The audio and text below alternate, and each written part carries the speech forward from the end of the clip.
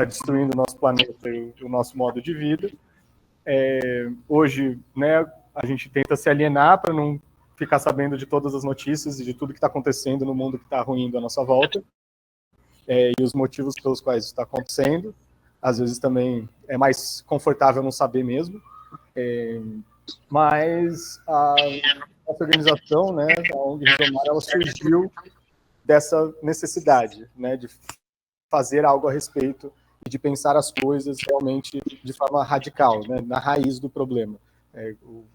A forma com que a nossa sociedade hoje se configura e funciona economicamente, socialmente, é totalmente insustentável há mais de 50 anos, sendo dito e redito e martelado por especialistas desde a década de 70, que foi quando a gente começou a consumir mais recursos do que o planeta Terra consegue recuperar, regenerar e restaurar nas suas capacidades normais. Então, basicamente, né, vários economistas gostam de usar essa metáfora, que não funciona para um país, mas funciona para o planeta.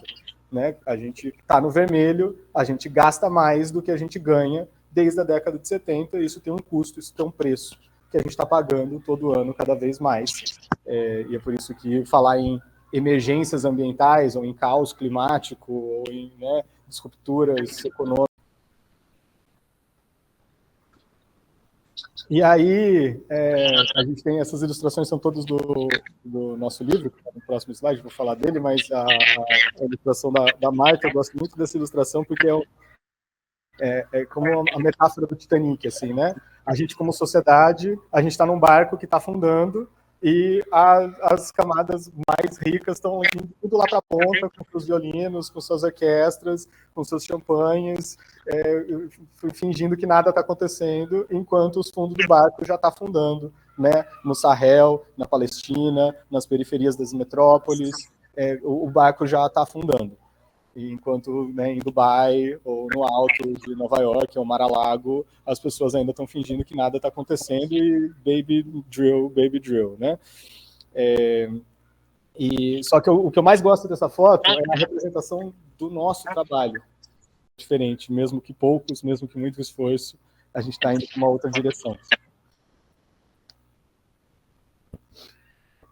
Então, um pequeno jabazinho, ainda temos alguns exemplares físicos, ainda temos o livro online, né? Esse é o nosso livro manifesto, escrito pelo Jerome, pela Marta e pelo Matheus, em 2022, lançado em 2023, e é o nosso manifesto meio provocativo, constatando que as metrópoles do jeito que elas estão hoje, as grandes cidades do jeito que elas estão hoje, elas são completamente insustentáveis e elas vão se tornar cada vez um lugar mais horrível de se viver se você não ganha rios de dinheiro, né?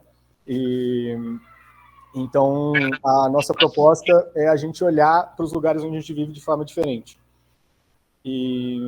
Então, como o Henrique já trouxe, né, a gente tem uma visão para a gente olhar o lugar onde a gente vive como um vivo, como um ser vivo, né, como um organismo que tem ali as suas interações, tem seus aspectos físicos, né, como as montanhas, como os rios, como as florestas, a sua topografia, mas você também tem os seus aspectos sutis, emocionais, psíquicos, que são como que aqueles pequenos animaizinhos ou aqueles pequenos primatas que tem polegar opositor e córtex frontal, vivem ali, né? Quais são os aspectos socioculturais, não só dos humanos, mas também dos não humanos, dos pássaros, quais os sistemas de migração, que animais frequentam aquele rio ou utilizam daqueles recursos, como que aqueles recursos são utilizados dentro desse lugar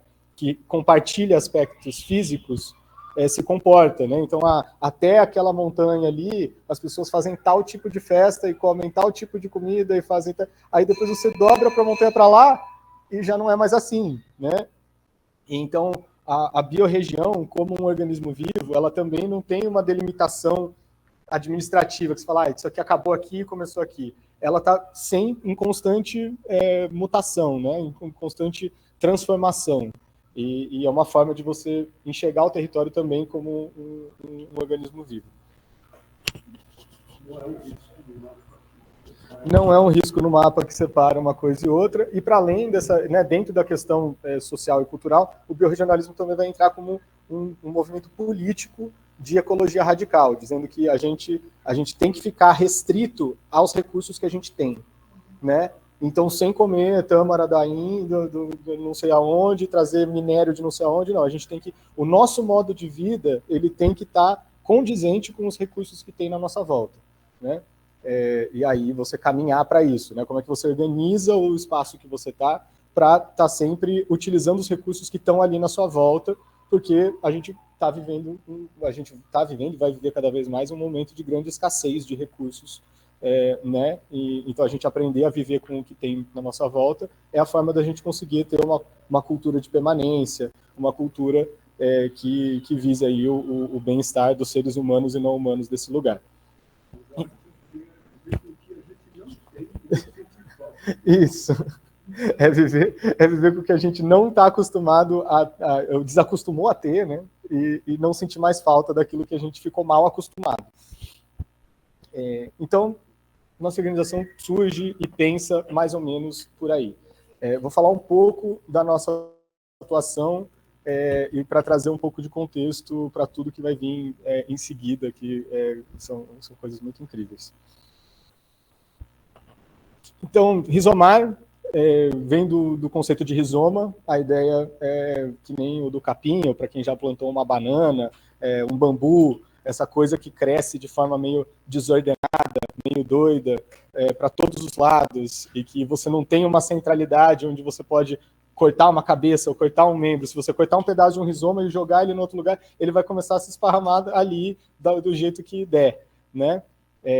E no conceito filosófico isso também é interessante, né? Pelo Deleuze e pelo Guattari, essa forma de você criar conexões e redes e se embrenhar em conceitos que não tem exatamente uma direção definida, mas ele se ajuda, né? Então, de uma ponta a outra é uma rede que se ajuda e que se retroalimenta. Por baixo. Então aí, né, Rizomar hoje somos em torno de 18 associados, entre pessoas físicas e jurídicas. É uma equipe super multidisciplinar, porque a gente faz um monte de coisa, porque né, para pensar numa transversalidade, num biorregionalismo, em como pensar territórios e mudar nosso modo de vida, tem milhões de coisas que você precisa pensar sobre. Então a gente meio que se esparrama, que nem um rizoma, e vai fazendo um pouquinho de tudo. Aqui não dá para ver totalmente, mas eu vou falar um pouquinho de um olhar biorregional, né? Isso é onde a gente está. Então, se vocês olharem lá em cima, para quem enxerga, é a cidade de Belo Horizonte, aqui embaixo à direita o Rio de Janeiro, aqui à esquerda, aqui onde o meu dedo está chegando, é São Paulo. Talvez ajude. Ótimo. Nossa. Boa. Acho que agora dá para ver melhor. Então, essas linhas vermelhas são um raio de 300 quilômetros de Belo Horizonte, Rio de Janeiro e São Paulo, né? Em verde, no meio, é a área de proteção ambiental da Serra da Mantiqueira, né? A APA, onde você tem uma concentração aí, um mosaico de, se eu não me engano, 27 municípios e umas 3 estados e não sei quantas unidades de conservação entre estaduais e federais e municipais, né? Na área verde, né, amarela, você tem o que se configura como a Serra da Mantiqueira, porque a Serra da Mantiqueira ela não tem uma delimitação exata, né? O que super se configura como o que eu acabei de descrever, uma biorregião, né? Então, se você chegar, tem lugares que você vai chegar aí no meio dessa massa e talvez você chegue e o lugar não se identifique como parte da Mantiqueira ou né, você não encontre os aspectos sociais, culturais da Mantiqueira, por mais que seja serra, né? Ou talvez você encontre um lugar que não é mais na serra, mas está super conectado com essa identidade. Então você vê que é uma coisa que não tem uma delimitação exata. A APA tem, a área de proteção ambiental é muito bem delimitada, os municípios também. Mas a Serra da Mantiqueira você tem muitas mantiqueiras, né? Você tem muitas formas de enxergar o território. E a gente está ali, né? Baipendi, estamos aqui. Aqui é um outro jeito de enxergar, né? Aqui em azul, essas veias, a bacia do Rio Verde. então, da qual, né, sei lá, quase um pouco mais de 40% da água do Rio Verde nasce em Baipendi. Então, a gente está bem no coração do fornecimento de água, assim, né, da bacia hidrográfica. Então, em branco ali, você tem o município de Baipendi, em amarelo tem a bacia do Rio Baipendi, que é maior do que o município, né, e aí em azul você tem a bacia do Rio Verde, que vai embora para lá, para Minas. Então, formas, né, de você se relacionar, entender e se conectar com o território.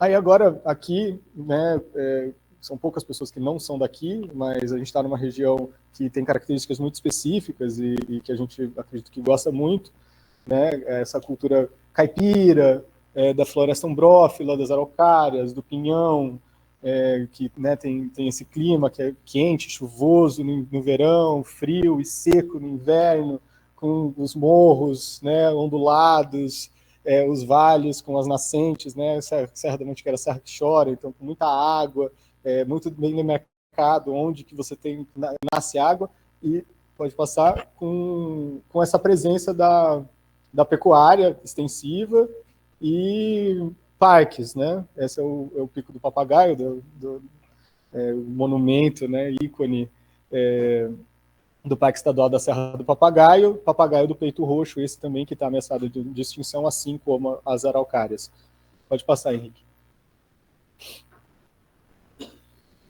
De muitas belezas naturais, né? Aqui tem a Cachoeira do Juju, pode passar, Henrique, uma cachoeira de, acho que uns 60 metros, com piscinas infinitas em pedra, água cristalina, gelada, pode passar. Terra também de muita cultura popular, né? Das folias de reis, da congada, do Rezo das Almas, do Rezo de São Gonçalo, das festas juninas, de Todos os Santos, um lugar com uma cultura muito, muito bem definida e muito forte. Pode passar aí. Pode passar. Da pecuária, né, que é o símbolo, né, do sul de Minas, maior produtor de queijo do país, aí com uma cultura do artesanato muito forte, né, dos saberes fazer manuais, com palha, com milho, com taboa. Pode passar, Henrique. Esse é com uma oficina que a gente fez com taboa. Aí, como que viemos parar aqui, né? A Rizomar, a gente trabalha muito com... a gente precisa entender tudo isso de cada território, né? Então, o diagnóstico territorial é uma parte que é muito importante para qualquer projeto, para qualquer iniciação de qualquer coisa. Pode passar, Henrique. E a gente fez esse processo de entender territórios com essa visão, pensando nos desafios que a gente vai viver e está vivendo, né, cada vez mais. A gente fez isso em 3 regiões do Brasil, identificando biorregiões, entendendo os seus atores, quem estava lá, quem estava fazendo o quê, quem estava plantando, quem que era da agroecologia, cooperativa, associação, artesanato, né? E, a partir disso, mobilizando oficinas territoriais para a gente trocar mais e conectar melhor esses pontinhos. Pode passar aí. Então, foram 16 oficinas de articulação, aí tem alguns dados de números de visitas, de iniciativas mapeadas, uma listinha aí dos lugares, né, em vários estados brasileiros que a gente desenvolveu essas oficinas de articulação. Pode passar. Aqui, um pouco dos dados que a gente levantou e mapeou aqui no nosso território, né, que é contínuo, é continuado, e vai ter até uma exposição de um projeto específico que está se aprofundando nisso junto com as escolas rurais. E aqui um pouquinho de números, né? A partir dessa vivência, dessa experiência, a gente foi percebendo algumas demandas e fomos moldando o nosso fazer em cima dessas demandas. Então, uma delas é a parte institucional, a institucionalização de projetos e de organizações da sociedade civil, que são OSCs, né? É uma demanda muito latente, é muito difícil, é burocrático, confuso. Então, hoje a gente já assessorou 26 organizações da sociedade civil em 9 estados diferentes, tanto seja para sua institucionalização, regulação, regimento interno, contratos, etc. A gente também se preocupa muito com a ocupação, né, porque o rural, além de ter sido esvaziado nos últimos 70 anos do Brasil, ele está cada vez mais vazio, isso é um projeto. A gente tem quase 90% da população brasileira vivendo em 0,3% do território. É isso. É quase todo mundo vivendo num pedacinho desse tamanho, amontoado em cidades gigantescas, e o nosso território vazio. E ele está sendo esvaziado como um projeto, né? Tem um porquê de tirar as pessoas, de tirar as escolas da área rural, de tirar as pessoas e diminuindo a qualidade de vida delas para elas virem para a cidade, porque se não tem ninguém é fácil de sumir com uma montanha, de derrubar uma mata, de passar o trator por cima, de passar a boiada e fazer o que quiser, como sempre fizeram desde 1500. Então, desculpa, não falei dos projetos, me animei do... Então, para a gente pensar como reocupar esse lugar, né? Para a gente tipo, dar notícia ruim, já faça para frente, senão vou cortar meus pulsos. A gente tem 6 projetos que são ensaios, né, de como ocupar o rural de forma regenerativa, e já incidimos também em 2 planos diretores né, no Brasil. Pode passar. Seguindo alguns princípios de base, né, de ocupação, que a gente acha que deve ser interessante, com altas taxas de preservação e regeneração, com um adensamento da ocupação humana. Então, se você tem uma área muito grande, você não esparramar um monte de casa por ali, você juntar as pessoas, diminuir o impacto e deixar mais área para ser regenerada e para os outros seres vivos também poderem ocupar, e sempre pensando na função social e produtiva da terra. Pode passar aí. Aí, alguns indicadores que a gente vem trazendo, né, o balanço, como é que a gente mensura uma taxa de antropização, como é que a gente mensura quando um ser humaninho chega num lugar, o quanto de impacto ele está causando e o quanto que ele tem que compensar aquilo, né? Então, eu fiz um platô, eu construí uma casa, quanto de árvore eu tenho que plantar aqui na volta para balancear isso, né? Opa, foi. Então, ainda mais um, volta. Volta.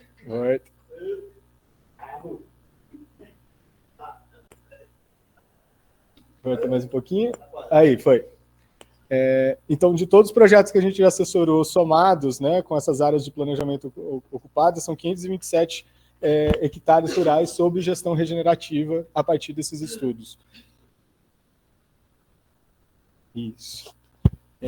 A gente também tem um processo, né, de metodologia criado nos últimos 5 anos para auxiliar a criação de ecovilas, né, grupos que querem ocupar de forma regenerativa e coletiva espaços e tarará, no formato de fundos de incubação. Então, são projetos que se comprometem em investir e financiar iniciativas no território, como escola de agroecologia, ou projetos de crédito de carbono, cooperativa de bioconstrução, biofábrica de insumos, de pecuária regenerativa, né? Então, são projetos que se comprometem em financiar os seus territórios também.